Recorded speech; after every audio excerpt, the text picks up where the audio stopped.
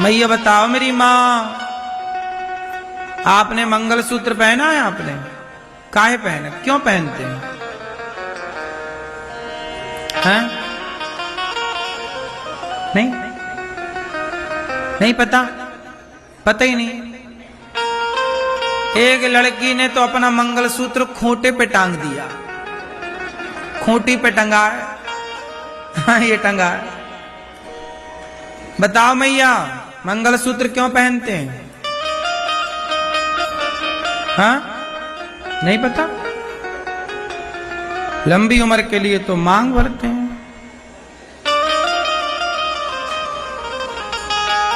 मंगलसूत्र क्यों पहनते हैं? उसका नाम ही है मंगल। मंगल सूत्र, जो सदा आपके पति का मंगल, मतलब नारी ये कामना करती है कि सोने में, सोने का होता है मंगलसूत्र, और सोने में भगवान का वास होता है। सोना धातु में, सारी धातुओं में केवल सोना है जिसमें भगवान का वास होता है। तो ना, इसलिए पहले के लोग दांत में सोना लगवाते थे। सोना बड़ा पवित्र माना जाता है। तो सोने का मंगलसूत्र गले में धारण करके, मतलब पहले के जमाने में ना सोने के, आजकल देखो ये होता है ना, सोने में ये भगवान की प्रतिमा उकेर दी जाती है। लेकिन आज के 100 साल 200 साल पहले, अब किसी को इतना सा सोना चाहिए था, मशीनें थी नहीं, तो सोने से प्रतिमा कैसे उकेरी जाए? तो वो सोना को इस भाव से पहनती थी कि ये भगवान है। सोना मतलब ये लॉकेट, मतलब वो भगवान, कि ये भगवान ही है। जैसे सालिग्राम जी को भगवान माना जाता है, ऐसे सोने को भी भगवान माना जाता है। हाँ या ना? तो सोने को गले में लटका करके स्त्रियां मानो भगवान को अपने हृदय में रख करके दिन रात भगवान से ये प्रार्थना कि ये मेरे पति का प्रभु सदा मंगल हो, सदा उनका मंगल ही मंगल हो। तो ये मंगल सूत्र है कि नारी सदा पति का मंगल चाहती है, और भगवान को गले में लटका करके सोने के रूप में वो ईश्वर से प्रार्थना करती है कि प्रभु आप आओ और इसमें विराज जाओ, क्योंकि आप सोने में विराजते हो।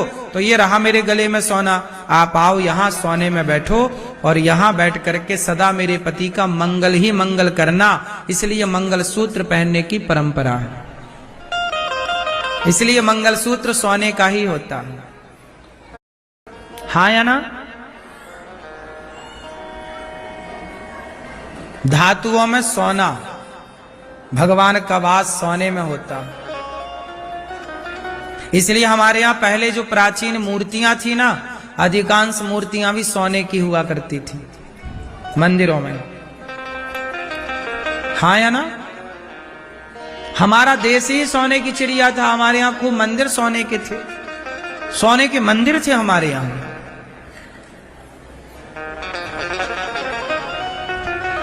इसलिए नारी मंगलसूत्र पहनती है। अच्छा, मेहंदी क्यों लगाती हैं स्त्रियां? बताओ मैया, मेहंदी क्यों लगाती हो मेरी माँ?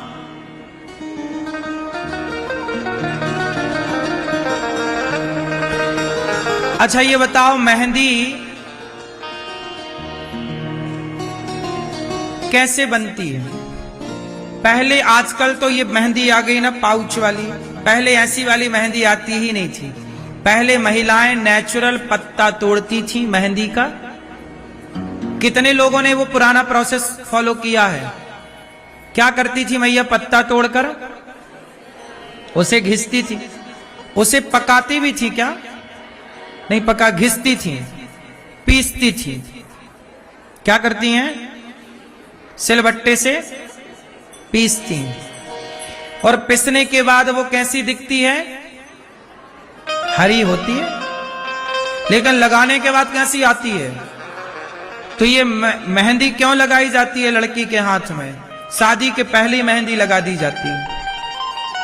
मंडप पर बैठती है तो मेहंदी लगाकर उस लड़की को ये बताया जाता है कि देख जैसे मेहंदी का पत्ता कुचरा गया, क्या हुआ? सिलबट्टे पे रख के उसको ऐसे कूटते हैं ना, सुन बेटी तेरी भी ऐसी कुटाई हो सकती है। लेकिन घबराना मत, देख वो जितना कुटती है, मेहंदी जितना कुटती है उतना ही वो गहरा रंग छोड़ती है। तो जीवन में जो जितना बर्दाश्त करेगा, जो जितना सहेगा, वो उतना गहराई पे उतरेगा, उतना सुख आनंद की ओर बढ़ेगा। ये मेहंदी का मैसेज है, हाँ या ना? हाथों की सुंदरता कब बढ़ाती है मेहंदी? मेहंदी रची है, ये तो सबने देखा, लेकिन रचने के पहले उसको कुटते हुए किसी ने नहीं देखा, पिटते हुए किसी ने नहीं देखा। रची तो सबने देखा, पिटते हुए किसी ने नहीं देखा। बस इसलिए आज जीवन में स्त्री उस मेहंदी की तरह है। कैसे? पेट फड़वाती है स्त्री अपना, पर पेट फड़वाती है, मेहंदी जैसे कुटती है, ऐसे नारी कितना कष्ट पाती है। कभी अपमान का सास के द्वारा, ससुर के द्वारा, जेठानी के द्वारा, पति के द्वारा अपमान सहती हुई भी कई बार बर्दाश्त करती हुई भी वो रहती है। लेकिन जो रह लेती है, जो सह लेती है, वो रह लेती है, और जो नहीं सह पाती वो नहीं रह पाती, उनके रिश्ते टूट जाते हैं। इसलिए जीवन में कैसी भी मुसीबत आए, कैसा भी जीवन में उतार चढ़ाव आए, लेकिन आपको परिवार की दो बातें सुनकर समझ करके चलना होगा, तो ही रिश्ते चलेंगे। इसलिए मेहंदी लगाई जाती है, और मेहंदी लगाई भी किसके नाम की जाती है? हाथ उसका पति के नाम की। जैसे मेहंदी अपनी हरियाली को, हरेपन को छोड़कर वो एक और ही रंग में उभरती है, उसी प्रकार स्त्री जैसे मेहंदी ने अपने उस हरे कलर को छोड़ दिया, ऐसे स्त्री ने सब कुछ छोड़ा। बेटा के लिए पेट वो फड़वाती है, पर बेटा बाप के नाम से जाना जाता है। मांग उसकी, पर मांग सिंदूर पति के नाम का। गला उसका, मंगलसूत्र पति के नाम का। उस स्त्री का समर्पण देखिए कि जैसे मेहंदी का समर्पण, मेहंदी अपना अस्तित्व मिटा देती है, उसी तरह एक स्त्री भी अपना अस्तित्व मिटाती है। अपना नाम, अपना गोत्र सब छोड़कर पति के नाम और गोत्र से जानी और पहचानी जाती है। उस मेहंदी की तरह समर्पण एक स्त्री का है। इसलिए मेहंदी लाल होती है, रचती है ना, लाल सुंदर। काली भी हो जाती है रच करके, वो पूरी गहरी रचे तो। ऐसे ही कि जीवन का ये जो रंग है ना। अच्छा ये बताओ, मेहंदी भी लाल, और लड़की जब मंडप के नीचे आती है तो किस कलर की साड़ी पहन के आने की परंपरा है? मंडप के नीचे ब्याह किस कलर की साड़ी से होता? कौन सा वस्त्र पहनती स्त्रियां? लाल। क्यों? और रंग इतने सारे हैं, क्यों नहीं? स्त्री मंडप के नीचे लाल रंग ही क्यों पहनती है? क्यों पहनती है? आपको कभी पता चला इस बात का? नहीं? जानने की कोशिश नहीं की? क्यों? लाल, पीला, केसरिया, यही रंग होते हैं विवाह में दुल्हन के, हाँ या ना? क्यों? क्योंकि आपने ठीक कहा कि जो लक्ष्मी माता हैं उनको लाल रंग का ये सब पसंद है। ये तो पहला सामान्य कारण है। दूसरा कारण है कि लाल रंग अग्नि का सूचक है, अर्थात अग्नि का प्रतीक है। किसका प्रतीक है?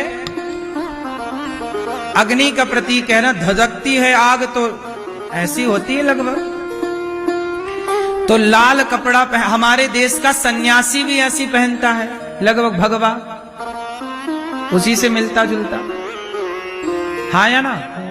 हमारे देश का साधु जो कपड़ा पहनता है, संत, लगभग वही कपड़ा दुल्हन पहनती है। लगभग कुछ कलर हल्का फुल्का अंतर है, लेकिन लगभग वही कलर है। क्यों मेरी माँ? क्यों? क्योंकि स्त्री और सन्यासी में कोई ज्यादा अंतर, विवाह होना भी अपने आप में एक बहुत बड़ा त्याग है। स्त्री वो लाल कपड़ा, मतलब आज से वो सन्यास ही ले रही है। किस बात का सन्यास? इस बात का सन्यास कि वो अपने पति के लिए अपने परिवार को सदा सदा के लिए छोड़ करके जा रही है। अपने पति के लिए अपना आंगन, अपनी बहन, अपनी माँ, अपना पिता, सबसे नाता तोड़कर पति से नाता जोड़ चली। सीता माँ ससुराल गई ना, उसके बाद फिर वो मायके नहीं आई।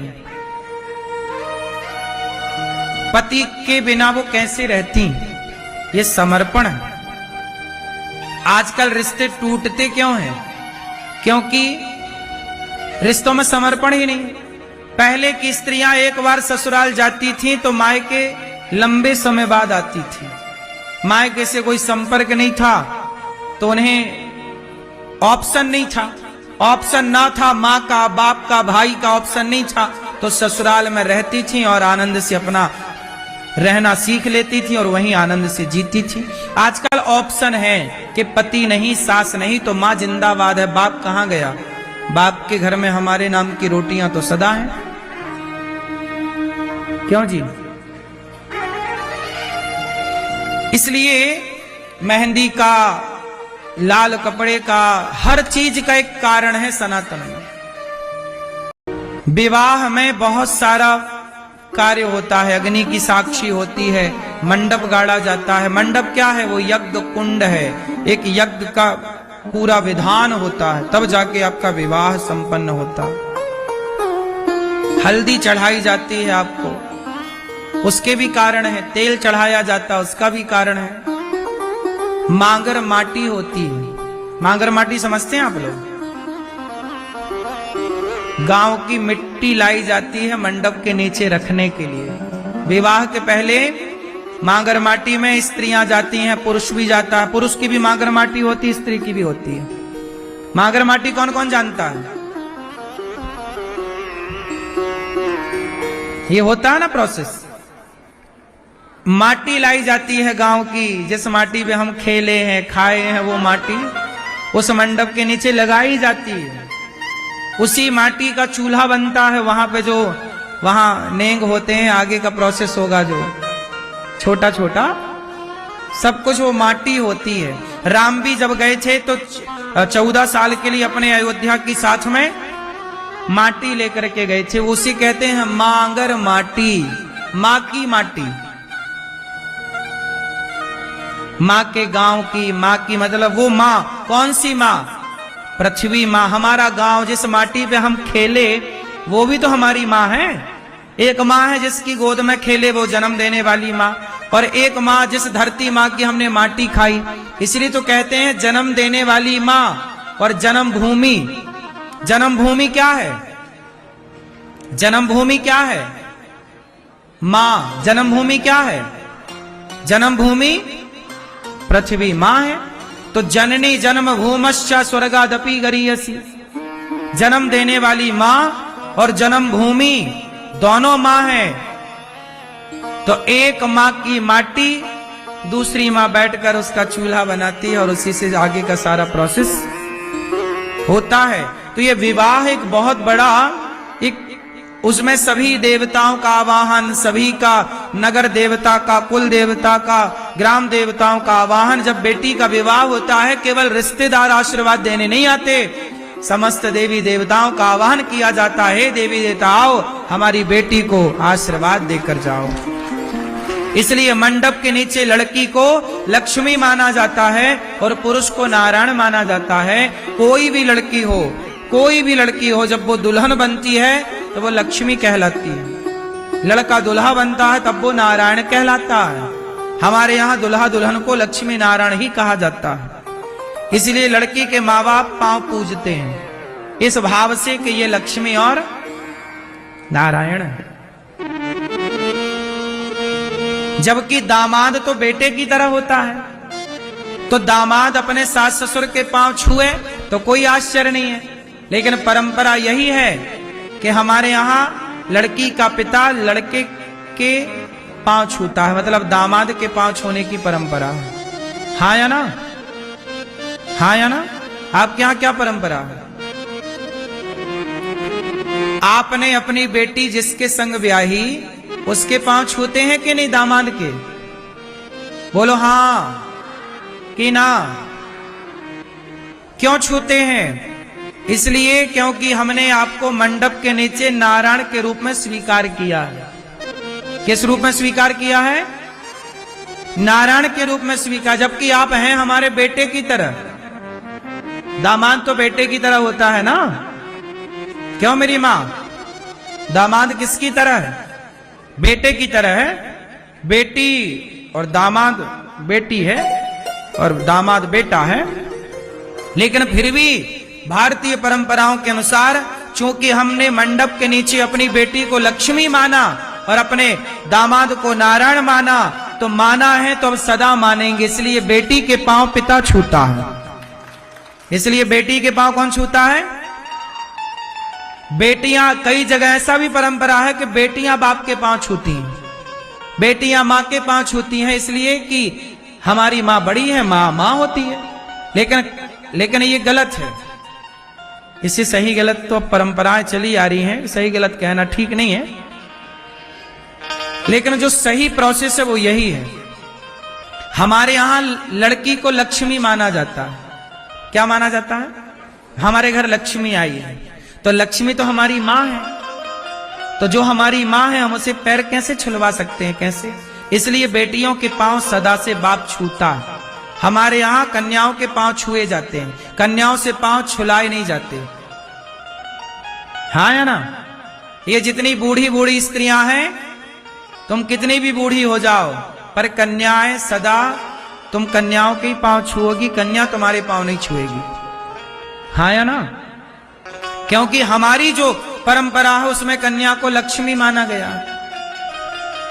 तो आज भी ये लक्ष्मी है और मंडप के नीचे जिस दिन बैठेगी उस दिन भी ये, तो फिर हम आपसे पांव कैसे छुआएं? इसलिए दामाद के और बेटी के पांव बाप छूता है और मां भी छूती है। पूजते हैं ना, पांव पूजना बोलते हैं, ऐसे ऐसे। हाँ या ना?